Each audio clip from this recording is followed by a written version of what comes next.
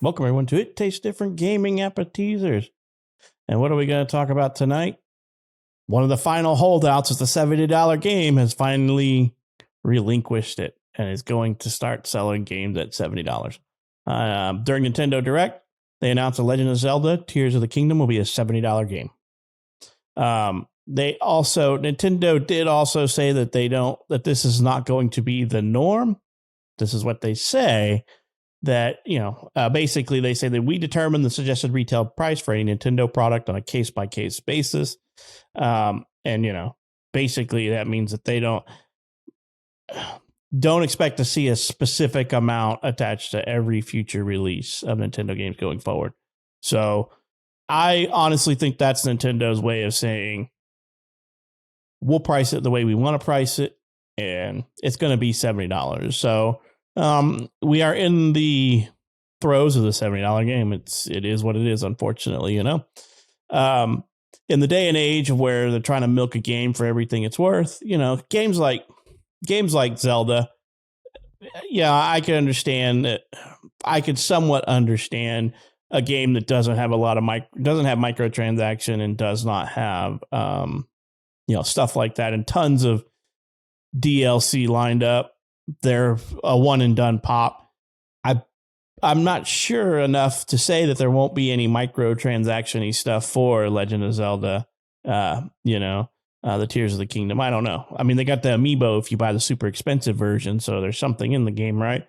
And I believe the last Zelda game had amiibos that you could tap in. You get the wolf pet and all this stuff. So there is some type of microtransaction-y thing, but you also get a little amiibo and stuff like that, So they have something like that. My whole problem with $70 game is that is it going to be a $70? I understand you have to pay wages, you have to pay all this, you have to pay this and that. But on a AAA title, it's going to sell. They know, and everybody around that plays video games knows that Tears of the Kingdom is going to sell and sell very well. Everybody in our troop of gamers is going to get the game. I mean, we are going to get it. There's just no ifs, ands, or buts. And the number of consoles that Switch has sold is almost guaranteed that they're going to get a large amount of people influx and buying this game. It's just a hard pill to swallow. We've been at $60 games for what feels like ever, and now we're going up to $70 games. It's going to be the new norm. Like I said, my hardest thing is just paying $70 for a game, and then they're trying to milk you for other stuff if you want this cool thing in game that you can only get if you pay this microtransaction or go buy this external thing from the game. And I am actually probably one of the people helping to push this trend forward because I don't buy DLC. I don't buy the crappy amiibo things, it's just not me. I want the game. I want to play the game. I want to experience the game. And that's it. It's a one and done for me for most games. Because I'll move on to the next thing. So because I don't participate in their other schemes to make money, they're like, well, we got to get a little bit extra money out of those one-time buyers, get that extra $10. Everything in the world goes up, unfortunately. But in my opinion, video games have been into a position that they're saving money because they are shipping physical copies, right? But the majority of people are buying digital. Digital has overswung the physical side of things. More people buy digital than physical. From all the articles I've seen and from all the numbers and earnings calls, digital has surpassed physical. I buy physical for Switch and for the PlayStation, but I buy digital for Xbox, So I do like my physical copies. So basically, Tears of the Kingdom will cost $70. Nick, how do you feel about that, man? Yeah, the whole reason why, when the $70 thing first came about, the whole reason was new technology, right? These new consoles are just so more advanced and it just requires so much more time behind the scenes. And that's where the cost comes in. And that's what we were told. Tears of the Kingdom is still coming out on the Switch, not the Switch 2, not the Switch Pro, the Switch that's been out for years now. The technology of the Switch has not changed. So this is just Nintendo knowing that they can sell this game that they know is going to sell already, right? There was no like, oh, I wonder if Zelda Tears of the Kingdom is going to sell. I don't know. It may not do so well. No, everyone. I mean, that's like one of the most highly anticipated games coming out, like probably in a long time. And so Nintendo knows it's going to sell like hotcakes, and they're just trying to get that extra $10. Really, they're just saying it's $70, and they know people are going to pay for it. I mean, like you said, we are going to buy the game, so sure, we're a part of the problem. We're going to pay for it too, but it doesn't mean I like it, right? But this whole $70 thing, it's like it's just ridiculous. I think it is getting harder and harder to purchase games because of the price increases, right? It keeps going up in price. I mean, it's not going to stop with $70, right? We thought that when it got to 60, we thought that was the plateau, right? That it's going to sit, gamers did at that time. And now gamers may say, well, $70 is a plateau. That's where it's going to stop. But I'm telling you right now, it ain't going to stop there. Next console cycle that comes around, they might pop games up to $80. The only problem that I see with developers doing that is they're eventually going to outprice the market, where the market's not going to, the sales that they see, it's going to become so expensive that people are just not going to, they're going to buy a game once in a while. Kind of like back when we were kids, we'd get a game, and then like 3 or 4 months later, we'd get another game, right? And they were expensive back in the day. Like Nintendo 64 games were like, some of them were like $50-$60, right? They were pretty expensive back in the day. So $50 to $60 back when we were kids is quite a lot. It's still a lot today, but times have changed and price of a lot of things have gone up. So it's a little bit in the norm, but again, I feel like it's just a way for Nintendo to squeeze that extra, and not just Nintendo, right? It's not just Tears of the Kingdom. It's any game that comes out as a $70 price point. It's just that way of squeezing that extra dollar out of the consumer for a game that, I mean, because some $70 games aren't worth $70, right? I mean, we've bought in $70 games, and it's like, what was $70 worth out of this? Like, this is the same as the $60 or $50 game I've purchased before. What made this $70? I don't know. On the back end, maybe it took more people, or they did some extra, whatever the case may be, the higher cost of production, sure. But it's like, but the game is still the same as I would, it's not $70 worth. There's nothing $70 about it. We did that with what was it, Forspoken, right? I think when we talked about the Forspoken review, Forspoken was a good game and we all enjoyed it, but was it $70 worth? No, not really.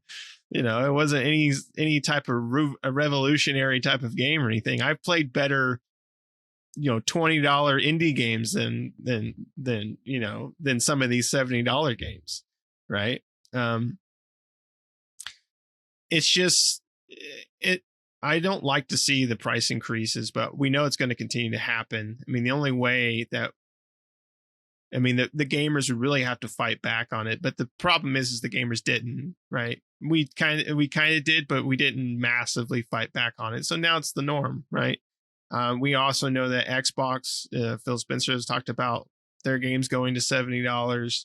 And of course, Nintendo is going to do the same. They say it's a case by case basis. What they mean is all the games they know are going to sell good, like most of their first parties, are going to be $70, and everything else is going to be lower, right?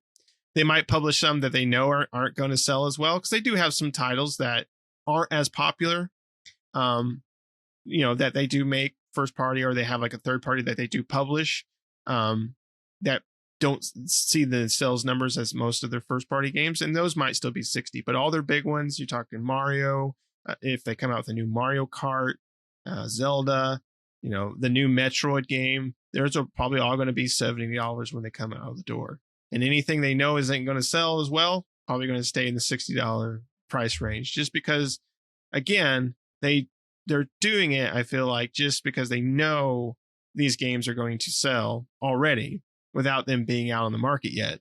They already know they're going to sell. So they're like, cool, we can just put it at $70. And they know Zelda was going to sell, so of course they're going to put it at $70. So I don't know. It is what it is. It just sucks as a gamer. It's just getting harder and harder to purchase games and stuff like that. Nowadays we don't. I mean, we still purchase a lot of new games, but it's very. I don't know. I feel like myself, I'm getting a little bit more resistant to buying new games just because of the price tag. It's just getting harder and harder. I mean, thank goodness for things like Game Pass and, if PlayStation Plus did day ones, that would be great.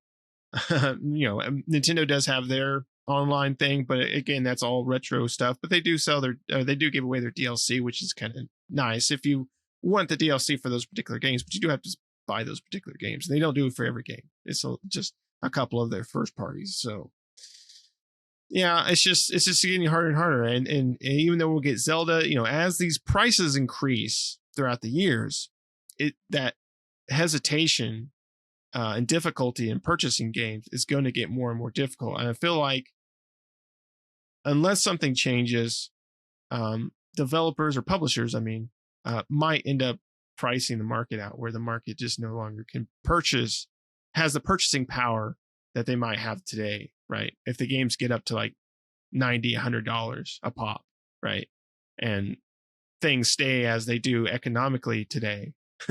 When that happens, people just ain't going to be able to afford them. I mean, come on, eggs are like $8 right now. So, or $10 for a 12 pack or however much it was. And that's eggs. We're talking about groceries here. Groceries are like insanely priced. And we're talking about, you have to eat. Most gamers are I think most gamers are in their like late 20s or something like that. I think on average, I think that's like the average gamer age. So most of those are, they're doing other things, going to college, or they have a family and stuff like that. So just like us, we're not going to college, but we have families and we have other things that we have to pay for. So buying a game as the price increases is just getting more and more difficult. So I hate to see this trend, but it definitely, eventually all three of them were going to go this route.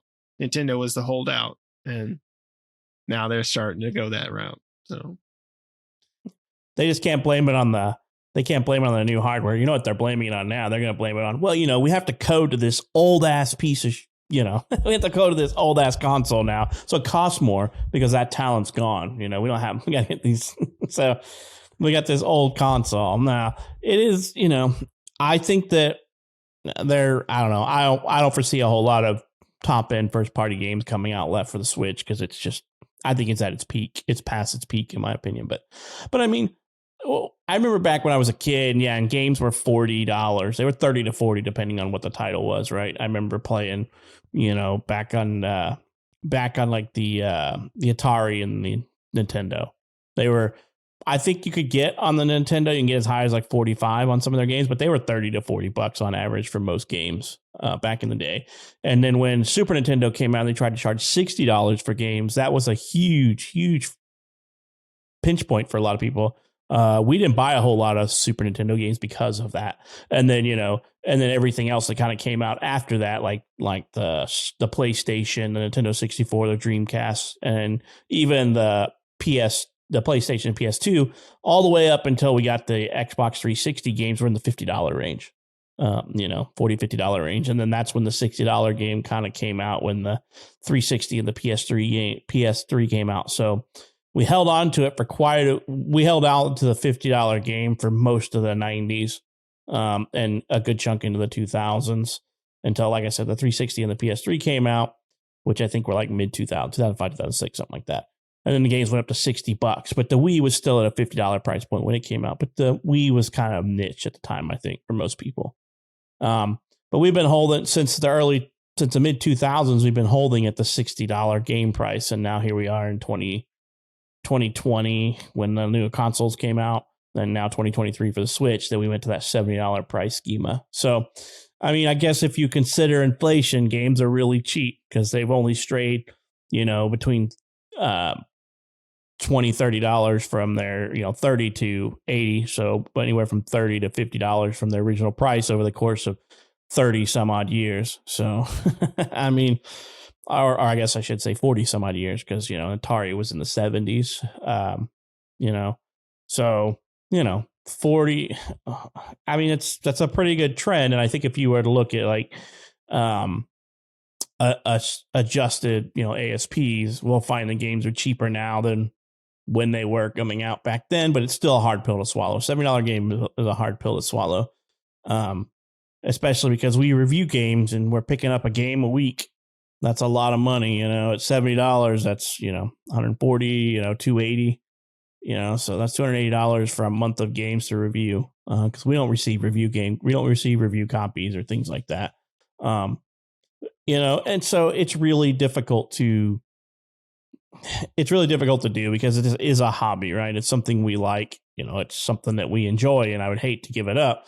But, if games, how long will we stay at the $70 price point? It's hard to say, right? We were at the $50 price point for, 10, 15 years, something like that. And then we were at the $60 price point for about, how long is that? 2005, 2015, almost 20 years. I mean, a couple of years, I guess it takes 3 years off of that. So 15 years. So about 15-year cycle is what it appears to be. But in my opinion, between the time of, what would you say, Xbox 360 and PS3 era, DLCs and microtransactions took over.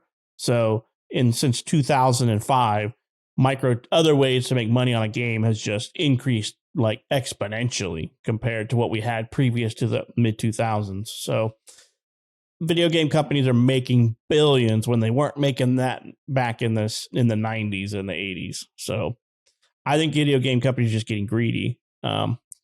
Switch has no leg to stand on for raising it to a $70 game. I mean, whatever, they're going to claim that it took longer to make the game, and I would say that's because your hardware is outdated and you have to make what you want to do work on a hardware that it wasn't designed to do. So you're trying to stretch the capabilities of that console, which I guess is your own fault, for not having a plan. I think even they announced that they're in uncharted waters with their console lifespan of the Switch. So as long as people keep buying it, they're just not going to worry about it. Right? So, but that's just my opinion, so you got other opinions on this, Nick, about why we're getting into this $70 price point and what you think? No, sir. I don't like it. I mean, yeah, it's I guess if when you put it out that way, that's not too bad as far as the price increase. But, if that was the only thing that increased in price, right, everything else has. And so, that along with everything else, I don't know, it's just getting expensive. And yeah, like you say, we don't get review copies or anything. We just we have to buy those games. So it does get expensive, but we try to do what we can. I don't like the fact that Zelda is $70, but that doesn't mean I'm not excited to play it. I'm ready. I wasn't a huge fan of Breath of the Wild, but hopefully Tears of the Kingdom will bring me back into the fold. Not that I say I didn't like Breath of the Wild, it just wasn't my favorite. So yeah. So like I said, I don't know. It's hard for me to gauge because if you look at the adjusted ASP for $2022, they're claiming that a 1977 Atari $2,600 game, which was a $40 game, which was sold mostly $40 games, was almost which in today's adjusted price was almost a $200 game. I'm sorry, but we grew up poor. There's no way in hell my dad was spending $200 on a game. I don't believe this adjusted ASPs. I'm finding that hard to believe because even the most popular console that we had, which was the Sega Genesis when I was a kid, we got a Sega Genesis and Dad bought all kinds of games for that thing. They're claiming that was like $130 to $150 for adjusted $2022. I mean, I remember times where my dad had to walk to work because he couldn't afford to put gas in the car. So I would find it really hard that we're spending $130 for a game, equivalency of $130 for a game. So I don't know about that. I'm kind of baffled about it. Some of this adjusted stuff seems to be adjusted for inflation, seems to be off, in my opinion. And they're even saying like Nintendo 64 games were equivalent of a $90 to $100. So, and I don't know. When I got a 360, they're even claiming that the 360 is probably right about where we're at now, $80 equivalency, which maybe, I guess, I can see that. but that's just me. All right, Nick, you got anything else before we decide we can't afford any more video games? No, I hope that day doesn't come. Me too. Let us know what you think down in the comments. Are you ready for the $70 games? Do you not care? Is it easy for you to afford? I would say me, it's not as easy to justify all the time of spending $70 because sometimes I'm looking and going, what am I going to give up this month so I can get that, or this week so I can get that $70 game? So, let us know what you think down in the comments. And as always, I hope you enjoyed this episode and hope to catch you in the next one.